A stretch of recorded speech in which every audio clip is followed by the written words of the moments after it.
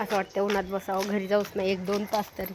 मस्त छान ऊन पडले, त्यात खूप जास्त थंडी आहे.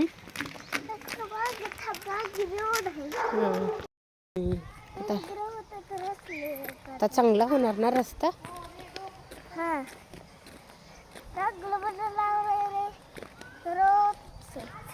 सायकल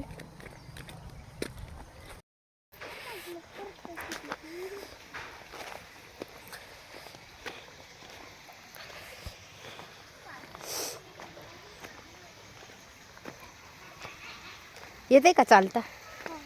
छान चालता येते ना. अजून होईल 8 दिवसात मला वाटतं होईल. तरी खूप फास्ट केलाय, नाहीतर कधी कधी किती दिवस लागतात. हां सावकाश सावकाश सावकाश सावकाश. काय म्हटलास? हाताला धरून चालायची मम्मीच्या.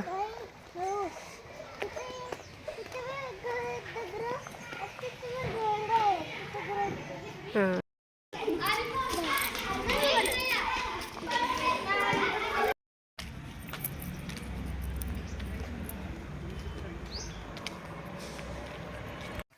आज तर एवढी थंडी पडली की विचारूच नका. तर आज रुद्राज 9 वाजता उठला, म्हणजे काल सुट्टी होती म्हणून त्याला वाटलं की आज पण सुट्टी आहे म्हणून. आणि थंडी तर खूप आहे, त्याच्यामुळे थंडी असली की त्याला उठायला नकोच वाटतं.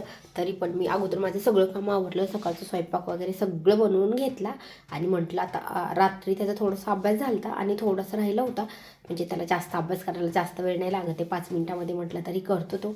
मग सकाळी 9ला उठला तो. त्याला 9ला उठून पटकन तसंच उठून मी आंघोळीला नेलं, आंघोळ केली, ब्रश केला आणि पटकन 10-15 मिनटामध्ये त्याला म्हटलं थोडंसं काहीतरी खाऊन घे, कारण की एकतर उशीर झाला होता, परत अभ्यास राहिला होता.